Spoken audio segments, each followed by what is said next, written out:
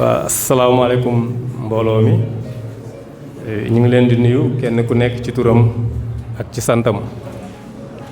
ñu ngi jéggalu nag ci yéex ak si fii parce que tey moom dañoo xawoon a chargé trop donc ñu ngi woon ci ay yitte ñu ngi woon stade waaye fii moom dafa ëpp ñàkk a teew moo tax ñu dagg match bi ñëw rek pour fekkee bés bi nga xamante ne moom la ñuy sargalee suñu xarit suñu collègue monsieur Ndaw ak soxnaam maa ngi leen di jottali nuyoo le maire Samba Ndiobène Ka di jiital ci nuyoo bi le proviseur du lycée bi ñu fekk fii mu teew di ci toftal suñu collègue professeurs yi ma fekk fii ak surveillants yi ak président APE di nuyu suñu élèves yi di nuyu aussi les parents d'élèves. beneen kàddu bi ma yëkkati mooy kàddu président APLEC muy as amical boo xamante ni dafa ëmb képp kuy jàngalekat wala ngay surveillant wala ngay liggéeyee ci lycée ex-CM1 yàlla dogal ñu wóolu ma dénk ma ko ma jiite ko ci at bi ñi nekk may wax ci tuuru amical boobu kon ñu ngi lay ñaanal yàlla fa nga jëm yàlla na la fa yàlla defal jàmm loolu lañ bëggoon a sànni ci ay kàddu préparé wuñ ko nag parce que jàppoon nañ ne buñ ñëwee danañ toog ba ci kanam déglu débat bi pour mën a am ay idée mën koo rotal waaye dañu xaw a bett moo tax jërë ngeen jëf ñu ngi leen sant di leen gërëm merci. merci beaucoup tonton ñu ngi rafetlu bu baax kàddu yi. maa ngi nuyu ku nekk sa tur ak sa sant di ko commencer par ñi nga xam ne ñoo initié sargal bi di waa Serelec. Je pense que c'est le cercle des étudiants ressortissants du lycée ex-CM1. De nuyu aussi tous les professeurs qui sont là. De nuyu aussi mes chers étudiants et étudiantes. De nuyu aussi le président de l'association des parents d'élèves.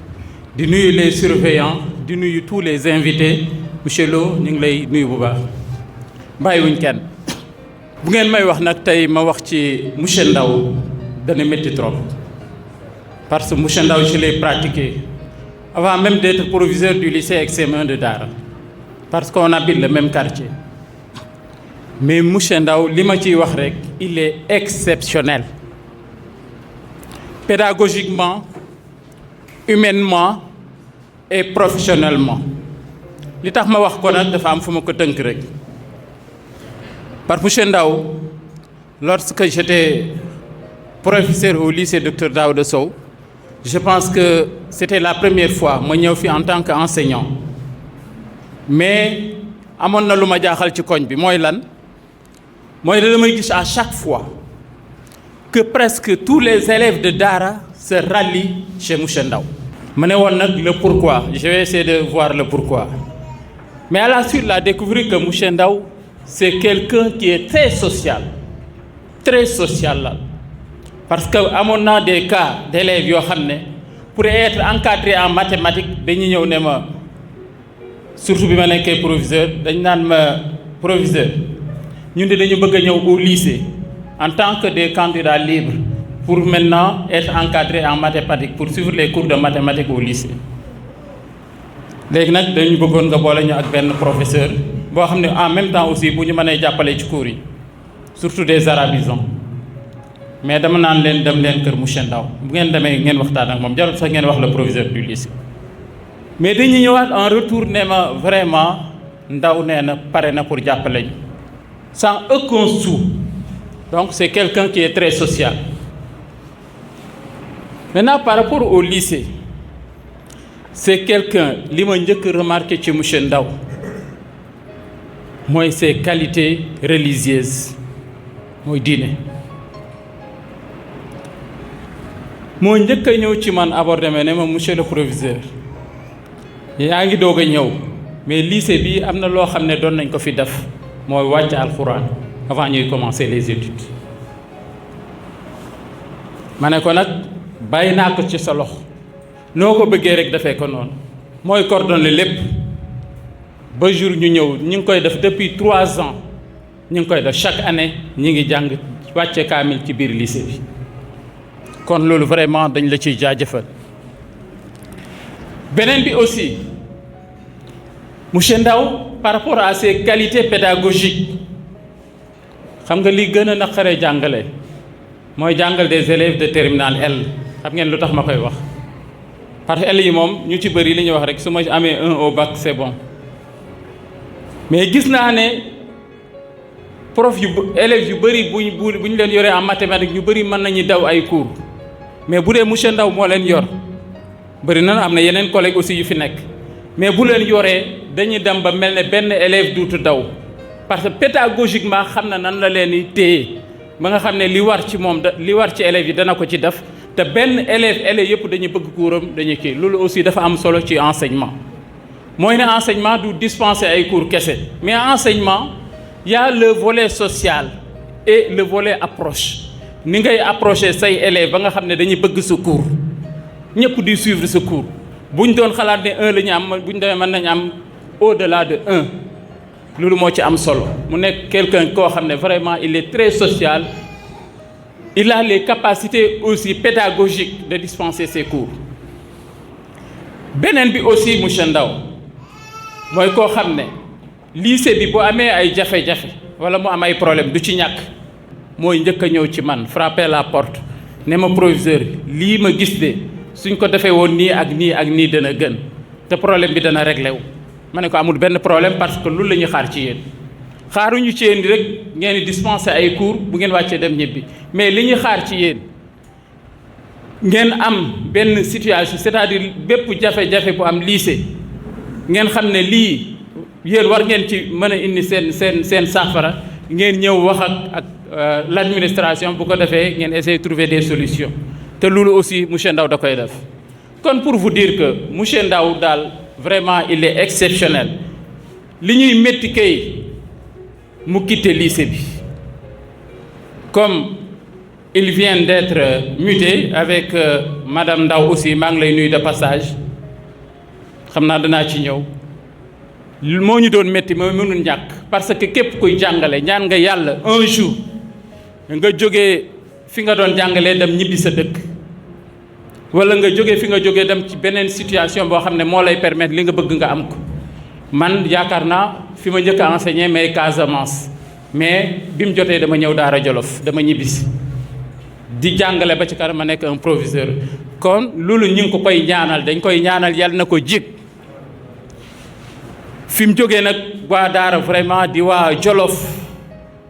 en tout cas bokk na ñi nga xam ne dana marqué waa Jolof surtout waa Daara dana leen marqué trop métti nañu nag mais dañ lay ñaanal yàlla fi nga jëm vraiment yàlla na gën ci yem say projet say ambition li nga ci bëgg yàlla na la ko yàlla may vraiment ñi ngi la koy ñaanal monsieur Ndao parce que daal vraiment jour bi ma déggee ne monsieur Ndao affecté nañ ko ak madame Ndao vraiment xawoon na ma métti mais nag ni mu ñaane woon xamoon naa ne mën na am sens pour dem su ma ko mënoon a bloqué dama koy bloqué mais nag mënul ñàkk li ma ci wax rek moo ci nekk. À côté aussi une femme exceptionnelle à côté de chaque homme il y a une femme madame Ndao nee naa la c'est la chargée de la commission sociale du lycée avec madame Samb ñu ci joué benn rôle bu am importance nag madame Ndao bépp cas social bu am lycée ñoo ci taxaw cas yépp nag cas yu gën a graaw ñoo ciy taxaw def li ci war bu ñëwee informé ma bu jaree ma def ci sama loxo ma def ci sama loxo mais daal madame Ndao vraiment kenn mënu la fay da nga ñu marqué trop nag suñ commission sociale bi da nga ñu marqué trop parce que li nga ci doon def yaakaar naa ne bëriwul parce que mbir mi xol la mais da nga doon wër élève classe par classe di xool les cas sociaux di ñëw di ko poser l'administration luñ ci mën ñu def ko ci te vraiment ñu ngi la ciy jaajëfal aussi di leen ñaanal yàlla rek yàlla na leen yàlla may promotion laa wax ba ngeen génn sax ci njàngale bi bu dee seen sabab la vraiment ñu ngi leen di ñaanal yàlla di jaajëfal ñëpp vraiment lii daal laa amoon lu ma ci bëggoon a sànni rek mais xam naa ne mënu ma wax lépp aussi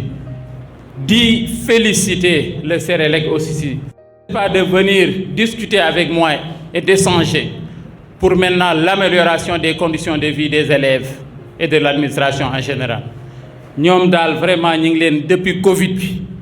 depuis reboisement gis nañ lépp gis nañ démarche yi ngeen def ba récemment aussi organiser ngeen benn panel pour jàppale seeni étudiants ñi les bacheliers les nouveaux bacheliers et les nouvelles bachelières vraiment ñu ngi leen di jaajëfal di leen wax nag étudiant lii la rek étudiant daal du dem université def say cours mais étudiant boo jógee université am nga war nga amal njëriñ askan wi te vraiment yéen a ngi jouer seen rôle kon ñu ngi leen di jaajëfal ñëpp merci beaucoup. merci beaucoup tonton ñu ngi rafetlu bu baax kàddu yi. asalaamualeykum wa rahmatullahi taala wa barakatuhu. xam naa ñu ngi nuyu ñëpp ku nekk sa tur ak sa sant di leen baalu àq di leen baal di ñaan yàlla itam mu boolu ñu jéggal mu mel ni kàddu yi jaru ko woon ndax foog naa ne asamaan si nu mu xiinee ñu nekk ci nawet nit ñëpp ku nekk bàyyi sa yitte ñëw fii loolu bu doyul Moussa Ndao ci seede na ku baax la amul leneen lu ko mën a doy. je pense que loolu ça suffit largement comme témoignage ndax ku nekk jóge na fi ku nekk def na fi parcours waaye foog naa ni lii buñ ko jaglee rek parce que au-delà ci li mu doon jàngale am na leneen lu mu fa wane loo xamee lu am solo la te muy mbaax di yaru ak itam am yéene def lu baax ci jàppale nit ñi ndax ay dëkkandoo leen ñoo dendee kër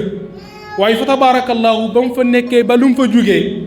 amul kenn ku mën a taxaw wax ne Moussa Ndao moom moo def jëf ju ñaaw ji musul am lu ko nit ñi xamee rek mooy baax ak yaru kenn musul dégg ay affaire yu détail wala yu ñàkk fayda nga ko di ko ca gis jaamu yàlla lañ ko xamee bu xëyee teel a yeewu ma li may teel a xëy su ma yeewoo gis naa otom jiitu muy dem ndax respecté liggéeyam ànd ceeg la grande dame sunu doom bay madame Ndao moom it fa tabarakallahu mu nekk ku baax ku am yitte wax dëgg yàlla am sama xarutu yaay la fi mu ne dafa wéet da koy làqatu day làqatu di jooy moom day làqatu di jooy ndax yëg-yëg ak cofeel bu mu am ci ñoom ñu bëggante tabaarakallaahu moo tax jour bi ñu déggee information bi yàlla xam ne dañoo amoon tiis pour gëm ko dama toog ne est-ce que lii dëgg la kon lu day wane ne fa tabaarakallaahu li nga war a liggéey yëpp liggéey nga ko yàlla xam ne dañoo soj sax mënuñu woon a ñàkk ñëw moo tax ñu bindoon benn poème bu ndaw rek un être digne adorable et bien-aimé admiré par tous et très respecté un homme reconnu avec toutes ses qualités des qualités qu'on peut tous citer. Moussa Ndao, vous êtes un grand acteur, vous êtes aussi sans doute un rénovateur travaillant tous les jours dur et avec grandeur. Je te décerne aujourd'hui le prix Nobel de super éducateur. Un homme digne et rempli de sagesse. Un parcours riche et sans maladresse. Nous te devons beaucoup de remerciements et sans cesse, car ta bonté est une source de richesse. ndax taalibe Serigne Touba la macha allah. ma ne ko aussi toutes ces paroles sont en guise de témoignage à ce beau jour pour vous rendre hommage. Mais hommage rendu avec beaucoup de reconnaissance, car vous avez transmis de vastes connaissances. Vous avez façonné positivement plusieurs générations en les guidant à être des personnes de vocation. Ton passage à Dara était une si grande mission. Sincèrement, mon frère, tu es un homme de vision. Machallah. merci beaucoup tonton ñu ngi rafetlu bu baax kàddu yi. di kontaan ci ndaje mi nga xam ne moom lañ fi daje tey xam naa nag pour ma wax fi dana jafe xanaa damay jéem rek di kontaan ci ndaje mi nga xam ne moo nu fi dajale tey yaakaar naa comme ni ko ñëpp waxe Moussa Ndao ñu ne moom ñoo dëkk ak madame Ndao mais yaakaar naa damaa wax ne kontaan te am ci ñun tiis moo am ci ñun ak naqar vraiment ndaxte nag ku baax ku yàlla baaxal soo ko amee muy sa dëkkandoo nga dem ba benn bés yàlla tàqale leen wax dëgg yàlla am dina métti te Moussa Ndao mii jëyuñu ko de man de ku ma xam-xam ne du ma jëy kenn te li ma yëkkati ci xiin bii wala daf maa ñor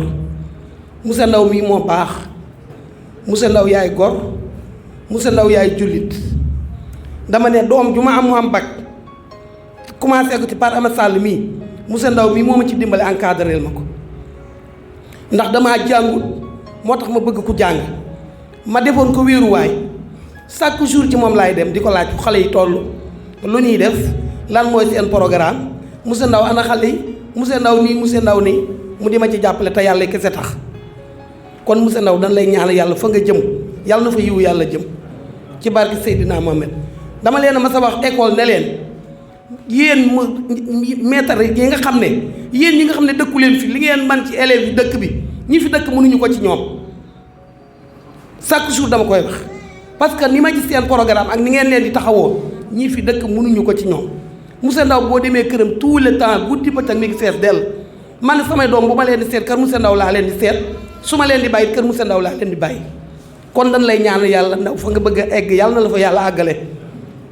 di gërëm madame Ndaw mii xam ne ñu nag moom dañoo dëkk muy jigéen ju baax jigéen ju yaatu jigéen ju am fulla jigéen ju am fayda man de ñoom kilifa rek lan ma def leen doom dama doon de wuti sama bagage jox madame Ndaw ñëw ma yan ko lu bëree bëri mu yóbbu école jaayal ma ba mu jeex bu ñëw weer si ma sama xaalis ma dugal sama pochette ñu seq ay teraanga yu bëree bëri kon ñun dañ leen di ñaan. Bonsoir à tous et à tous. Je pense que on n'a pas grand-chose à dire vu ce qui a été déjà dit. Mais on va juste essayer de lancer quelques propos à l'endroit de notre éminent professeur qui est M. Ndaw. Donc d'abord avant tout, chers professeurs, chers parents d'élèves, chers étudiants, chers élèves. Ce n'est pas sans émotion qu'aujourd'hui je m'adresse devant vous. Car après 15 ans de bons services, mais aussi de loyauté au service de notre cher lycée, qui est le lycée XM1 de Dara, notre éminent professeur qui est M. Ndaw nous quitte pour une nouvelle destination. Ainsi, à travers ces mots de témoignage, je vais en profiter pour vous rappeler le travail exceptionnel et le travail extraordinaire qu'il a réussi à faire au sein de notre cher lycée. Car grâce à son investissement, de même que aussi grâce à son énergie, notre lycée aujourd'hui est considéré comme étant un lycée d'excellence. Car la plupart des générations, ou bien l'ensemble des générations qu'il a formées, ils ont apporté d'excellents résultats au lycée. Et je pense que cela mérite des applaudissements. S'il vous plaît, applaudissez. Monsieur Ndaw, un personnage clé dont les dispositions intellectuelles et morales intimident le moi profond de tout éducateur. Un homme au parcours spécial, au parcours général, vraiment mérite un hommage, un vibrant hommage. Des vibrations transmises par des cœurs remplis de joie, mais aussi de tristesse. Je m'explique. De joie, car nous sommes ravis de t'avoir connu. Nous sommes ravis aussi de t'avoir eu comme encadreur, car on te considère comme étant un parent, un tuteur. Parfois, j'entends les élèves dire « Papa Ndaw », je pense que cela veut tout dire. Voilà. De tristesse due à la séparation de distance. De distance, car tu as réussi à mettre un lien que rien ne pourra briser au monde. Et ce lien-là va rester toujours. Donc, je vais terminer sur ceci. Juste te remercier pour le service que tu as rendu à notre cher lycée qui est le lycée XM1 de Dara et te souhaiter aussi une bonne suite de carrière. Je vous remercie. Merci beaucoup tonton ñu ngi rafetlu bu baax kàddu yi. di leen jaajëfal bu baax ci taxawaay bu am solo bi xam naa mel na ne sax kàddu yi jaru ko woon ndax sëñ Gueye bu jëlee rek yóbbaale na ñun ñëpp xam naa bu ko defee ci gàttal suñuy kàddu dañ koy tënk rek ci ñetti mbir yu gàtt muy kàdduk seede kàddu ndénkaane ak kàddu ñaan waaye ci tur wi ñu jëlee kàddu muy daairatu xidmatul xadim ñu ànd ak monsieur Ndaw ci bis bu am solo bii di bisub sargal ñuy ñaan yàlla na ko jikk waaye sargal bi ëllëg yàlla na bokk ci ñi nga xam ni nii bu ñu demee ba yowmal xiyaam yàlla da leen di sargal ca sargal yi nga xam ne mooy sargal bi gën a kowe muy aljanna ñun ñëpp ñu bokk ko bi ñuy ñëw nag ànd nañoo ak moom ñun waa daairatu xidmatul xadim monsieur Guèye mii doon wax léegi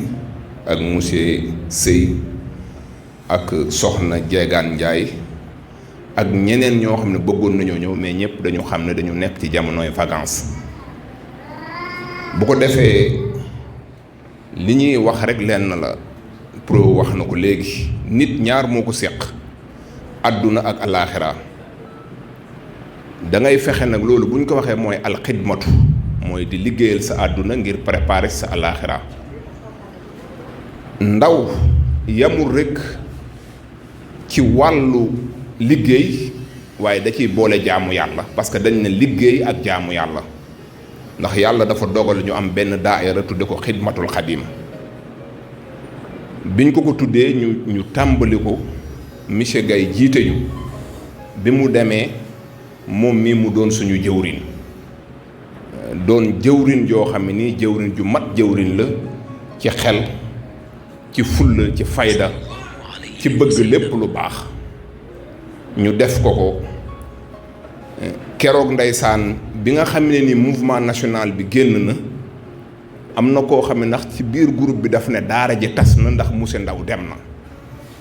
nga xam ne ni loolu daf ñuy fàttali doonte rëy na ñu ñàkk benn nit bu mag moom ci boppam sax dem na ba mbir mi ëpp na ko doole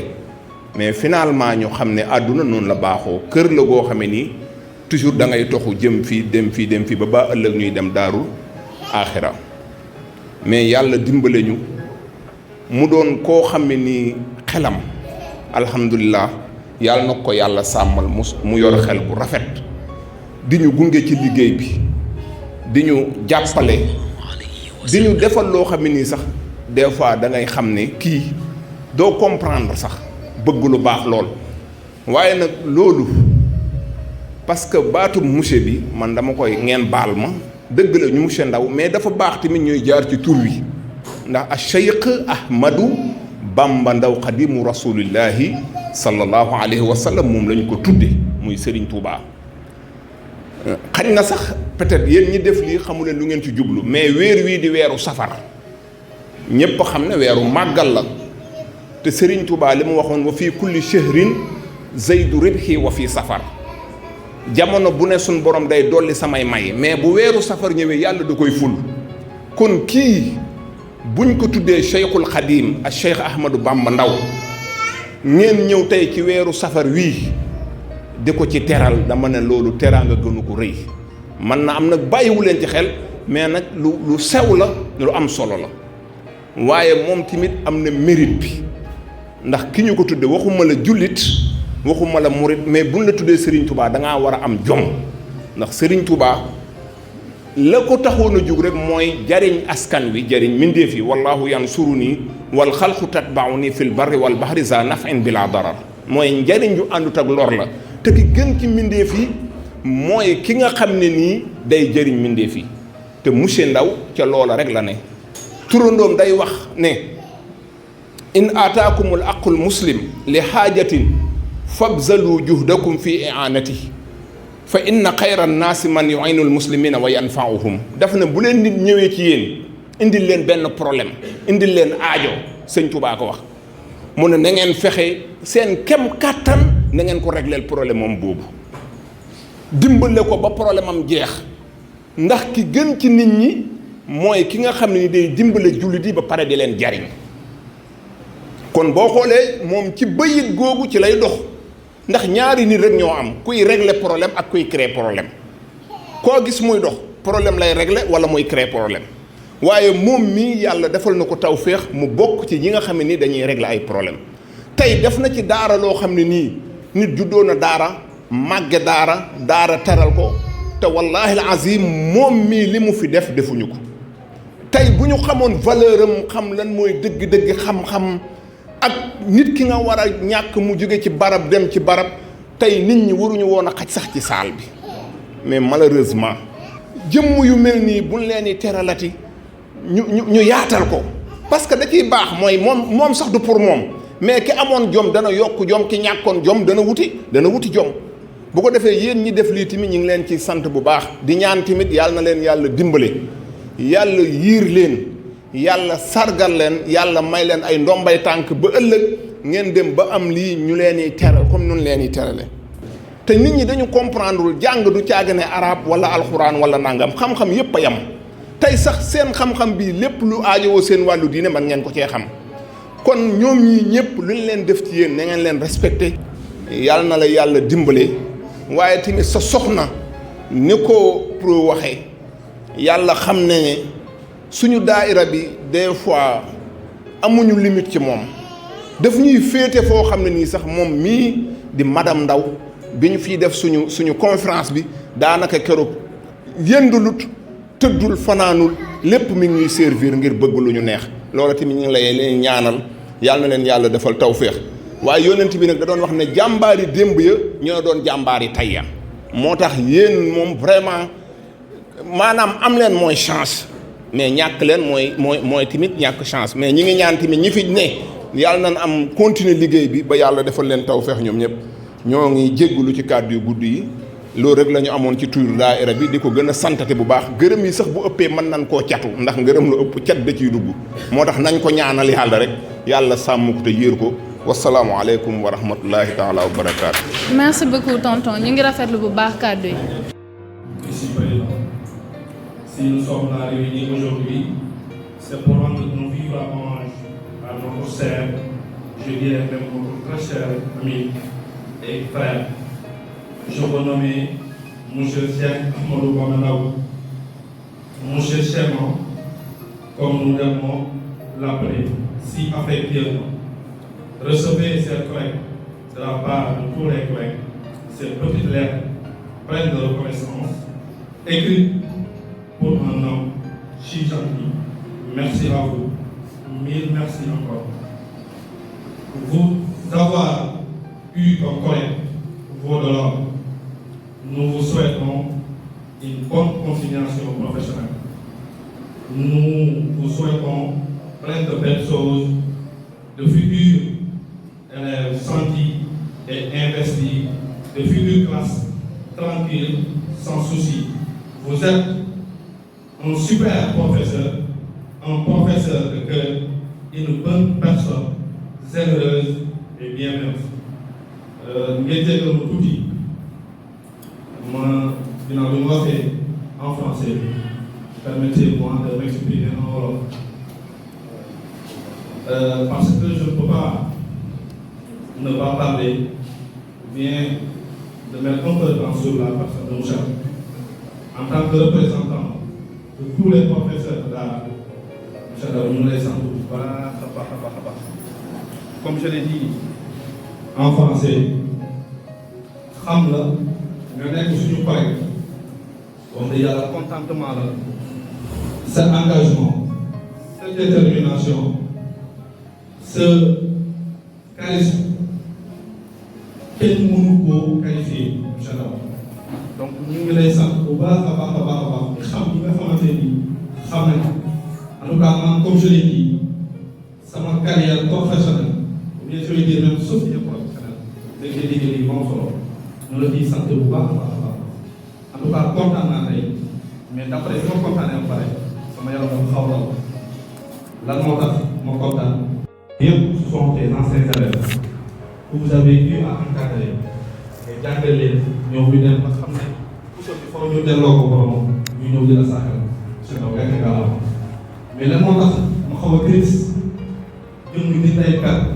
physiquement pas moralement. Et on va travailler à distance. Mais physiquement, on va perdre la personne de Moussa Ndaw. Et Moussa Ndaw, ce n'est pas un quelqu'un. Vraiment, c'est une très bonne personne. Quand perte gi ñu lay perte ici au niveau de Daara loolu moo tax ñu xaw a triste. xam nañ incha allahu rabbi continuation bi mu ngi sa kanam yàlla na la yàlla may ay diplômes yu gën a kawe bañ jëlee seen si université Anta Diop wala université Gaston Berger loolu lañ ñaan yàlla na ko yàlla def ñu ngi sant bu baax di remercier di nuyu bu baax le proviseur de passage merci beaucoup. merci beaucoup tonton ñu ngi rafetlu bu baax kàddu yi. ak mbégte boo xam ne am na fu mu commencé mais kenn xamul fu mu yëg di sant yàlla bu baax a baax ba suñuy doom am xalaat bu mel nii di sargal benn nit boo xam ne mi ngi woon ñoom di liggéey bu mucc ayib à mon nom l'association des parents d'élèves du lycée expérimental ñu ngi koy remercier bu baax te di ko ñaanal fa mu jëm yàlla na fa jàmm rek nekk mu am fa ay promotion yu bari ñun APE ñu ngi remercier bu baax suñuy doom ndaxte li ngeen def ñun ñoo ko waroon def mais comme yéen am ngeen mat ak fulla ak fayda bu toll noonu ñun dañuy leen di ñaanal li ngeen bëgg yéen seen cursus yàlla may leen ko ba ngeen doon ay cadre ëllëg mën ñoo taxaw ñu ngi leen di remercier yéen ñëpp di leen sant di leen gërëm xëy na monsieur Thiam moom waroon représenté mais démb si guddi bi ma ñëwee wax ma ko ma ne ko dinañ ànd ñu dem ba ñu wane suñu mbégte ak suñu kontaante boo xam ne vraiment bu immense la ñu ngi leen di ñaanal yéen ñëpp di leen sant di leen gërëm xëy na nag dama mënewul wax bu rafetee ci sunu borom subhanahu wa taala la bu amee lu gën rek si ñun ñoo xeebu yi la ñu ngi leen di sant di leen gërëm Mamadou Diallo président affaire bi c'est jërëjëf. merci beaucoup tonton ñu ngi rafetlu bu baax kàddu yi. li nga ji loolu rek ngay saxle yàlla dogal na leen yéen a ma ko gën a xàmmee maa leen ko gën a xàmmee bi mu wàccee ci dëkk bi ak léegi mosuñoo tàqali ko élèves ya ma ko xamee woon ci ay génération bu mu ko doon lim du mu fi jóg barki sëñ Babacar Si duy caaxaan mais man ak moom mosuñoo tàqali ko tayit nag la Youssou Ndour da waxoon moo may dal ci moom nit dalee sori lool fekk jege na la moo may dal ci moom bokkun fu ñuy xëy bokkun fu ñuy yeewoo waaye duñ toog ay fan wala du dugg ci dara wala du wax ci dara te waxtaanuñ ci man ak moom ba jamono yële daf ma ko doon wax ne ma bu ma xamoon nii laa yàgge daara am naa fi kër mais bi may ñëw Jolof sóoru ma woon dinaa fi yàgge nii te ku ne xam ne Kaolack ga ma jóge soutien de famille laa fi ba keroog bin ko jëlee dénk ko seen ASC muy président waxtaan na ci man wax naa amut lu muy def te du ci wax ak man bi muy yëngu ci wàllum élevage man ak moom ñu séq loo xam ne man ak moom ñaar ñu ko séq mën naa yàq seen diggante muy xaalis mais musuma koo jéppi musuma jéppi moom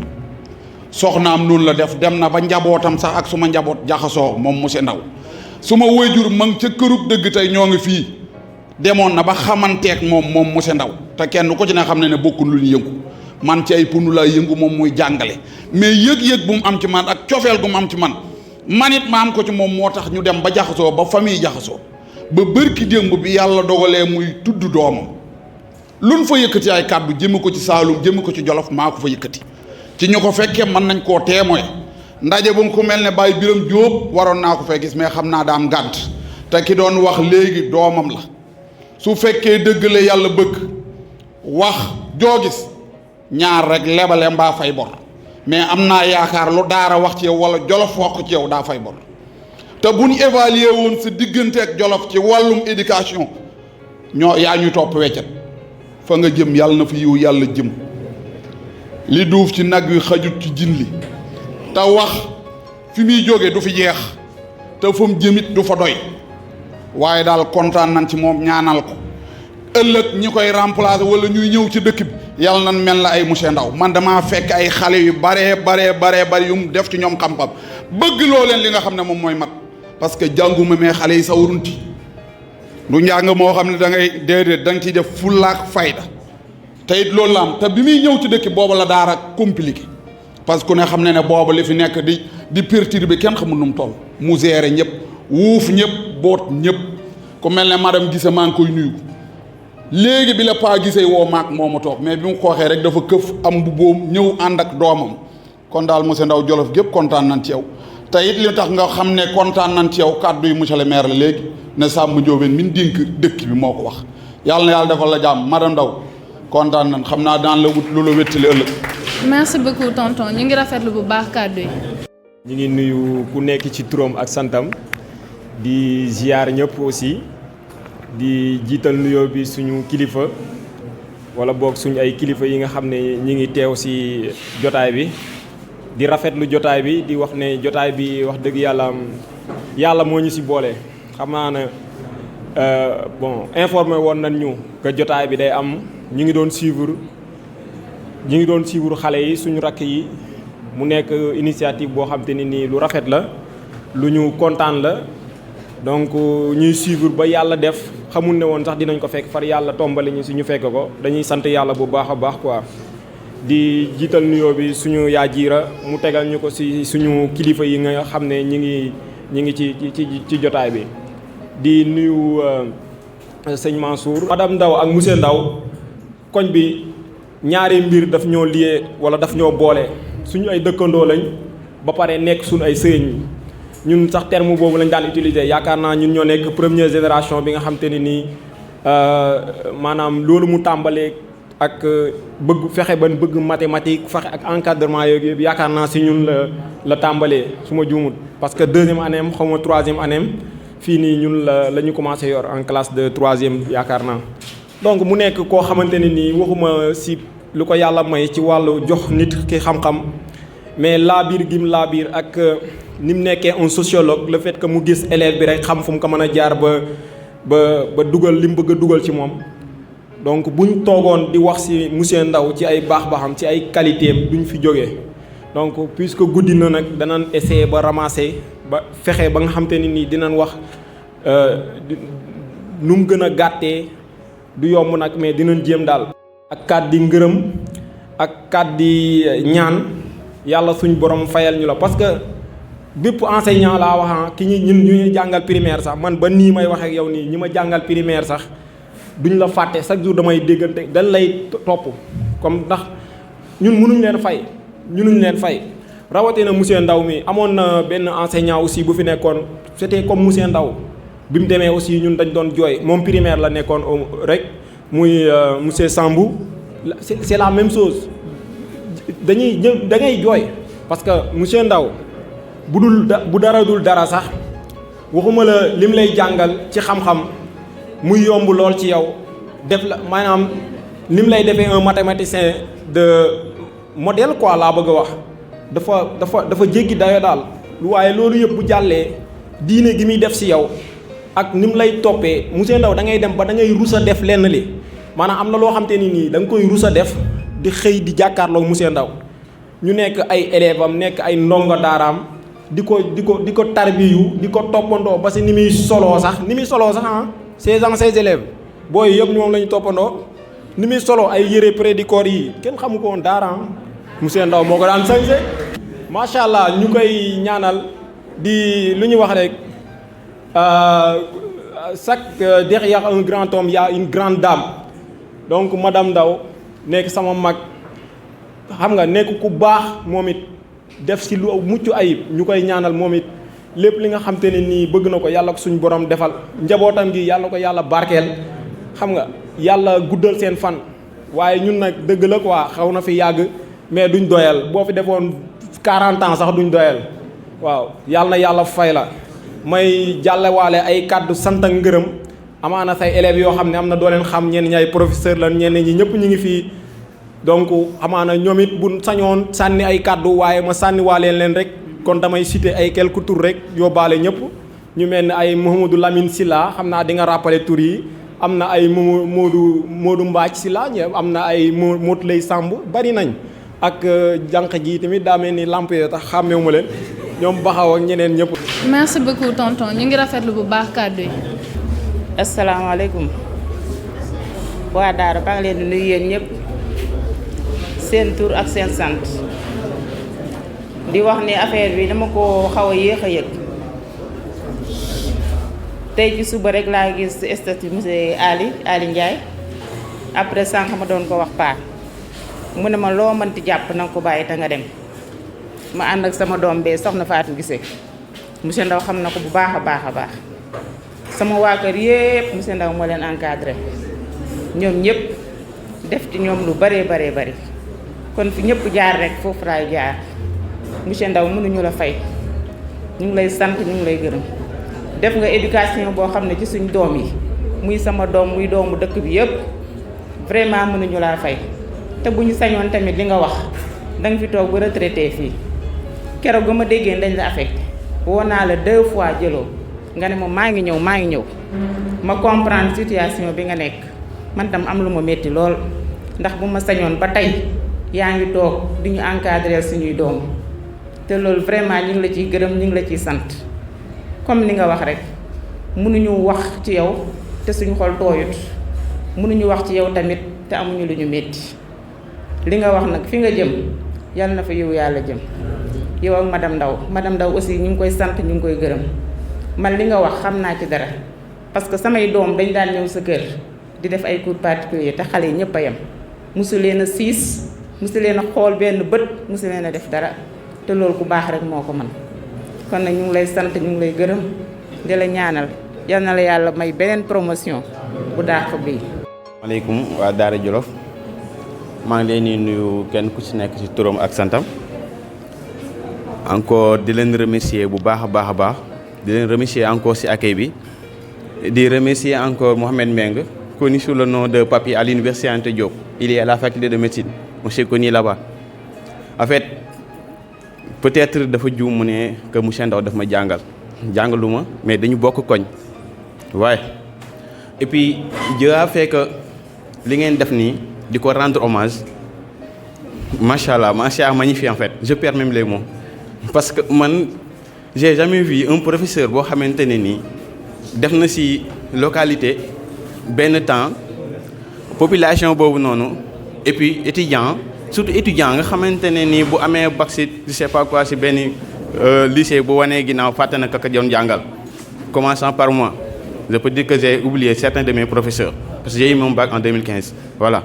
mais lycée a magnifié di ko rafetlu encore bu baax a baax et vous dire que aussi li ngeen ko defal nii di ko rendre un vibrant hommage c'est vrai que def ngeen ko et puis c'est joli mais aussi dafa fekk ne moom tamit moo liggéey lu xamante ne nii moo tax mu am et puis bu ko defutoon du am parce que comme li Olof Njaay di wax rek fii ku fi deful dara doo am dara et puis ñun ñi nga xamante ne ni ñoo dëkk ak moom Kaolack bokk ak moom même koñ hommage yi ngeen koy rendre nii nous les rendrons encore les meilleurs parce que tamit da koy def pour koñam en tant que tel et puis ki nga xamante ne nii tamit day ñëw di jàppale koñam jusqu'à présent suñu ASC bi nekk suñu biir koñ moom moo nekk président bi dafa def loo xamante ne nii amul kenn koo xamante ne nii dafa yeewoo di ko def et puis y en a des gens yoo xamante ne ñoo ko gën a fortuné 1000 fois et pourtant moom moo engagé wu di ko def kon nag loolu dañ ko siy remercier bu baax a baax comme li ñuy wax rek nit bu ñu nee baax na fekk mbokk yi ñoo ko wax et je pense bien que mbokk yi nga xamante ne nii fi la féetee comme Daara Jolof il a fait ici plus de 9 ans si je me trompe pas et puis Kaolack bi nga xamante ne nii foofu la nekk ñëpp a ngi koy rendre vibrant hommage kon ça veut dire que macha allah maa ngi jégalu encore bu baax a baax merci beaucoup. merci beaucoup tonton ñu ngi rafetlu bu baax kàddu yi. kon nag pour wax rek nit boo ko bëggee da nga koy naw lépp lu muy def da nga koy bëgg def ni muy waxee da nga koy bëgg di waxee comme nga mel nit kooku yàlla nag mooy maye loolu yàlla nañu yàlla may ñu mel ni comme moom bu ñu màggee. Ndaw Kounda merci beaucoup.